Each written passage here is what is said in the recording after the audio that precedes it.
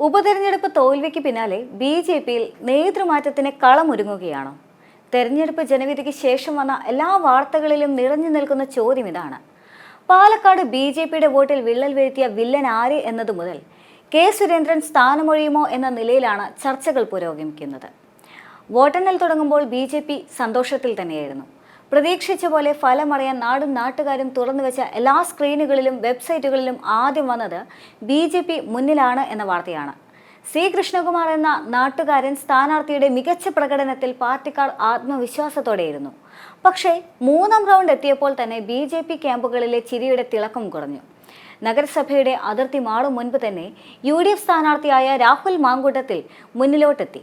പാർട്ടിയുടെ ശക്തി കേന്ദ്രമായ നഗരസഭയിൽ പാർട്ടിക്ക് അടിപതറുമെന്ന് നേതാക്കളോ പ്രവർത്തകരോ ആരും തന്നെ കരുതിയിരുന്നുമില്ല. ഇടയ്ക്കൊന്ന് തിരിച്ചെത്തിയപ്പോഴേക്കും നഗരസഭയിലെ കരുത്ത് ലീഡിൽ പ്രതിഫലിച്ചിരുന്നുമില്ല. യു.ഡി.എഫിന് ആധിപത്യമുള്ള പിരായിരിയിലേക്ക് കടക്കും മുൻപ് തന്നെ കൃഷ്ണകുമാർ പിന്നിലുമായിരുന്നു. പിന്നെ രാഹുലിന്റെ ലീഡ് കൂടിക്കൊണ്ടേയിരുന്നു. ഒടുവിൽ ഷാഫിയുടെ ലീഡിനേക്കാൾ പല മടങ്ങ് കൂടുതൽ ഭൂരിപക്ഷത്തോടെ രാഹുൽ മാങ്കുടത്തിൽ പാലക്കാട് സീറ്റ് യു.ഡി.എഫ് പക്ഷത്ത് തന്നെ ഉറപ്പിച്ചിരുത്തി. 3859 എന്ന ഭൂരിപക്ഷം ഇപ്പോൾ 10840 കഴിഞ്ഞിരിക്കുകയാണ്. എന്നാൽ ഉപതെരഞ്ഞെടുപ്പിലെ തോൽവിക്ക് പിന്നാലെ ബി.ജെ.പിയിൽ തന്നെ ഭിന്നത രൂക്ഷമായി. ജനറൽ സെക്രട്ടറി സി കൃഷ്ണകുമാറിനെ സ്ഥാനാർത്ഥിയാക്കിയതാണ് തോൽവിക്ക് കാരണമായതെന്ന് ചൂണ്ടിക്കാട്ടിക്കൊണ്ടാണ് പാർട്ടിയിൽ സംസ്ഥാന അധ്യക്ഷനായ കെ സുരേന്ദ്രനെതിരെ പടയൊരുക്കം തുടങ്ങിയത്. ബി.ജെ.പി ദേശീയ കൗൺസിൽ അംഗവും പാലക്കാട്ടെ മുതിർന്ന നേതാവുമായ എൻ ശിവരാജൻ ആദ്യം തന്നെ രംഗത്ത് വന്നു കഴിഞ്ഞു. സി കൃഷ്ണകുമാർ അല്ലാതെ മറ്റാരെങ്കിലും സ്ഥാനാർത്ഥിയായിരുന്നുവെങ്കിൽ വിജയം ഉറപ്പായിരുന്നുവെന്നാണ് എൻ ശിവദാസൻ പ്രതികരിച്ചത്. ഇത്രയും കനത്ത പരാജയം ഒരിക്കലും പ്രതീക്ഷിച്ചിരുന്നതല്ല എന്നും ശോഭാ സുരേന്ദ്രനോ വി മുരളീധരനോ കെ സുരേന്ദ്രനോ മത്സരിച്ചിരുന്നുവെങ്കിൽ ഫലം മാറുമായിരുന്നുവെന്നും അദ്ദേഹം പറഞ്ഞു. തുടർച്ചയായി മത്സരിച്ചു കൊണ്ടിരിക്കുന്ന കൃഷ്ണകുമാർ നിർണായകമായ ഉപതെരഞ്ഞെടുപ്പിൽ മത്സരിക്കാൻ പാടില്ലായിരുന്നുവെന്നും അദ്ദേഹം പറയുന്നുണ്ട്. കൃഷ്ണകുമാറിന്റെ സ്ഥാനത്ത് താനായിരുന്നുവെങ്കിൽ ഈ ഘട്ടത്തിൽ സീറ്റ് എടുക്കാൻ പോകില്ല എന്നും പക്ഷേ തീരുമാനം എടുക്കേണ്ടിയിരുന്നത് കൃഷ്ണകുമാറാണെന്നും അദ്ദേഹം പറയുന്നുണ്ട്. അദ്ദേഹം എന്തുകൊണ്ടാണ് അങ്ങനെ തീരുമാനിച്ചതെന്ന് തനിക്ക് അറിയില്ല എന്നും ശിവരാജൻ പരസ്യമായി തന്നെ പ്രതികരിച്ചു. പാലക്കാട്ടെ ബി.ജെ.പിയുടെ അടിത്തറയ്ക്ക് ഒരു കോട്ടവും സംഭവിച്ചിട്ടില്ല എന്നും എന്നാൽ മേൽക്കൂരയ്ക്ക് ചില പ്രശ്നങ്ങളുണ്ട് എന്നും ശിവരാജൻ തുറന്നടിച്ചു.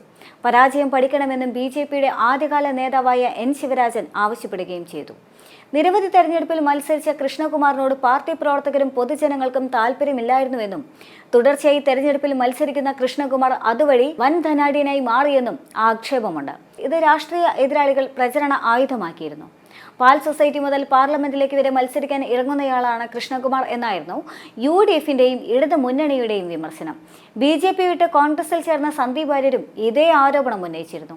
കൃഷ്ണകുമാർ നിയന്ത്രിക്കുന്ന നഗരസഭാ ഭരണത്തിന് എതിരായ ജനവികാരവും തെരഞ്ഞെടുപ്പിലെ കനത്ത തോൽവിക്ക് കാരണമായി എന്നാണ് ബി.ജെ.പിയിൽ നിന്നും ഉയരുന്ന വിമർശനം. പന്തളം നഗരസഭയിലെ ക്ഷേമസമിതി സ്റ്റാൻഡിംഗ് കമ്മിറ്റി ചെയർപേഴ്സണായ കെ സീനയുടെ ഭർത്താവായ അജിയുടെ ഫേസ്ബുക്ക് പോസ്റ്റിൽ എഴുതിയിരിക്കുന്നത് ഇപ്രകാരമാണ്: പാലക്കാട് കഴിഞ്ഞ് ഇനി പന്തളം എന്നുമാണ്. അജിയുടെ ഫേസ്ബുക്ക് പോസ്റ്റിന് പിന്തുണ നൽകി പന്തളം നഗരസഭാ ചെയർപേഴ്സണായിട്ടുള്ള സുശീലയുടെ ഭർത്താവ് സന്തോഷും രംഗത്തെത്തിയിട്ടുണ്ട്. എരണം കെട്ടവൻ എന്ന അധിക്ഷേപത്തോടെയാണ് നഗരസഭാ ചെയർപേഴ്സന്റെ ഭർത്താവിന്റെ കമന്റ്. ഭാര്യയും ഭർത്താവും കൂടി പാലക്കാട് നശിപ്പിച്ചുവെന്നും ഒരു കാലനെ പോലെ വന്നു പന്തളവും ഈ എരണം കെട്ടവൻ എന്നായിരുന്നു സന്തോഷിന്റെ കമന്റ്. കഴിഞ്ഞ ദിവസം ഭരണസമിതിക്കെതിരെ LDF അവിശ്വാസ പ്രമേയ നോട്ടീസ് നൽകിയിരുന്നു. മുൻ ബി.ജെ.പി കൗൺസിലറായ കെ.വി. പ്രഭയും നോട്ടീസിനെ പിന്തുണച്ച് രംഗത്തെത്തിയിരുന്നു. സി കൃഷ്ണകുമാറിന് സംഘടനാ ചുമതലയുള്ള നഗരസഭയാണ് പന്തളം. 33 അംഗ കൗൺസിലിൽ ബി.ജെ.പി 18, LDF 9, യു.ഡി.എഫ് 5, സ്വതന്ത്രൻ 1 എന്നിങ്ങനെയാണ് നിലവിലെ കക്ഷിനില. തുടർച്ചയായി പാർട്ടി അച്ചടക്ക ലംഘനം നടത്തുകയും സാമൂഹ്യ മാധ്യമങ്ങളിൽ പാർട്ടിക്ക് അവമതിപ്പുണ്ടാക്കുന്ന തരത്തിൽ പ്രവർത്തിക്കുകയും ചെയ്യുന്നെന്ന് കാട്ടിക്കൊണ്ട് സെപ്റ്റംബർ 12-നാണ് പ്രഭയെ ബി.ജെ.പി സംസ്ഥാന നേതൃത്വം പ്രാഥമിക അംഗത്വത്തിൽ നിന്ന് സസ്പെൻഡ് ചെയ്തത്. നിയമത്തിന് ശേഷം പാലക്കാട് നിന്നൊരു MLA എന്ന ലക്ഷ്യത്തിലേക്കുള്ള ദൂരം ഏറിയ വേളയിൽ ആ പാലക്കാട് നേരിടേണ്ടി വന്ന ചോദ്യങ്ങൾ നിരവധിയാണ്. തെരഞ്ഞെടുപ്പിന് മുൻപുള്ളതിനേക്കാൾ കൂടുതൽ ചോദ്യങ്ങളും പ്രശ്നങ്ങളും ഉണ്ടായിരുന്നു ഇത്തവണയും. മെട്രോമാൻ എന്ന ആഗോള പരിവേഷം വലിയൊരളവ് വരെ ഗുണം ചെയ്തു എന്ന് പറയുമ്പോഴും ഈ ശ്രീധരന് കഴിഞ്ഞുകൂടി 1,00,000-ലധികം വോട്ട് നേടാനായിരുന്നു. ഇക്കുറി സി കൃഷ്ണകുമാറിന് കിട്ടിയത് 39,549 വോട്ടുകൾ മാത്രമാണ്. ശക്തി കേന്ദ്രങ്ങളിലാണ് ചോർച്ച എന്നതാണ് ഏറ്റവും അധികം ശ്രദ്ധിക്കേണ്ട കാര്യവും. ബി.ജെ.പിയുടെ വക്താവായിരുന്ന സമൂഹ മാധ്യമങ്ങളിലെ താരമായിരുന്ന സന്ദീപ് വാര്യർ പ്രചാരണം ആവേശ കലാശക്കൊട്ടിലേക്ക് നീങ്ങുന്നതിനിടെ ചേരിമറിയപ്പോൾ കളിയാക്കി വിട്ടതല്ലാതെ അതിന്റെ പേരിൽ ഒരു വാശിയോ മത്സര വീര്യമോ അണികളിൽ ഉണർത്താൻ കഴിഞ്ഞില്ല എന്നത് അടുത്ത വിഷയം. സംഘടനാ സംവിധാനം ഉയർത്തെഴുന്നേറ്റു എന്നത് വെറുതെ ഒരു സാമൂഹ്യ മാധ്യമങ്ങളിലെ വാക്പോരാട്ടങ്ങളുടെ തലവാചകം മാത്രമായിരുന്നു എന്നത് ഇതോടെ വ്യക്തമായി. ആ മത്സരവീര്യം എവിടെ പോയി എന്നത് അന്വേഷിക്കേണ്ടി വരും.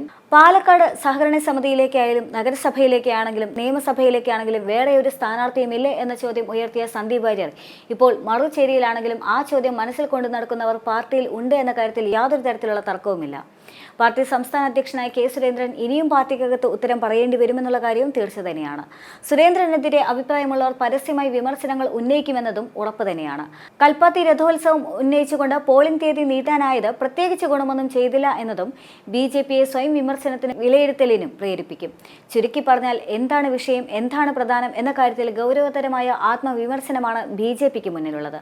താമരക്കോട്ടയിലെ വിള്ളലുകൾ അത്രമേൽ വലുതു തന്നെയാണ്. തട്ടിമുട്ടിയുള്ള ന്യായീകരണങ്ങളാൽ മറച്ചു വെക്കാവുന്നതോ തൽക്കാലത്തേക്ക് തുന്നിക്കെട്ടി വെക്കാവുന്നതോ അല്ല ആ വിള്ളലുകൾ എന്നതാണ് മറ്റൊരു വസ്തുത.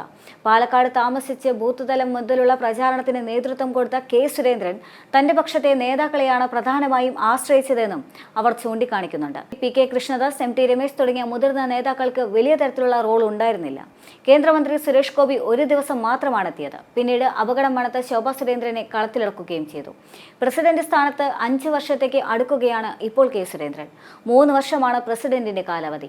ബൂത്ത് പ്രസിഡന്റ് മുതൽ ദേശീയ ഭാരവാഹികൾ വരെയുള്ളവരിൽ 4 വർഷം പൂർത്തിയാക്കിയവരെ മാറ്റാനാണ് BJP ദേശീയ നേതൃത്വത്തിന്റെ തീരുമാനം. ഇതോടൊപ്പം സംസ്ഥാന പ്രസിഡന്റുമാരും മാറുമെന്ന സൂചനയുമുണ്ട്. എന്നാൽ 2025 നടക്കാനിരിക്കുന്ന തദ്ദേശ തെരഞ്ഞെടുപ്പ് വരെ തൽസ്ഥിതി നിലനിർത്താനുള്ള ശ്രമത്തിലാണ് ഔദ്യോഗിക പക്ഷമുള്ളത്. പക്ഷേ ഇപ്പോഴത്തെ തോൽവി ഒരു പക്ഷേ കെ സുരേന്ദ്രന്റെ രാജിയിലേക്കോ അല്ലെങ്കിൽ ആ നേതൃമാറ്റത്തിലേക്കോ നയിക്കാനുള്ള സാധ്യത ഏറെയാണ്. അതുതന്നെയാണ് പ്രവർത്തകർ ആഗ്രഹിക്കുന്നതും.